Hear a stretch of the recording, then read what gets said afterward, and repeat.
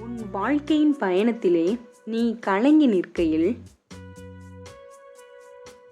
உன் எதிரிகள் உனக்கு எதிராய் கூடினால், உன் வாழ்வின் புயலிலே நீ சோர்ந்து நிற்கையில் எதிரிகள் உனக்கு எதிராய் சூழ்ச்சி செய்தால், உன் வாழ்க்கையின் போராட்டத்தில் நீ தனித்து நிற்கையிலே எதிரிகள் உன்னை வீழ்த்த நினைத்தால், அஞ்சாதே, கலங்காதே.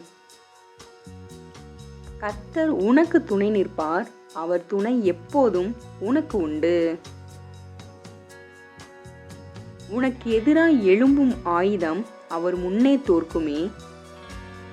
உனக்கு எதிராய் ஆயுதம் எடுத்தால் அதுவும் உடைந்து போகுமே. உன் நாவை பழிக்கும் நாவுகள் அவர் சமூகம் முன் நீ நிற்கையில் அடங்கி போகுமே.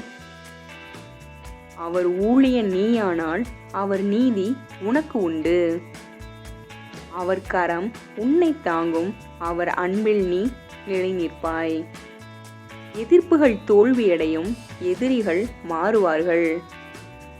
எதிர்ப்புகள் உன்னை பலப்படுத்தும். கலங்காதே, பயப்படாதே. கர்த்தர் எப்போதும் முன்னே. அவர் கரம் எப்போதும் உனக்குத்தானே.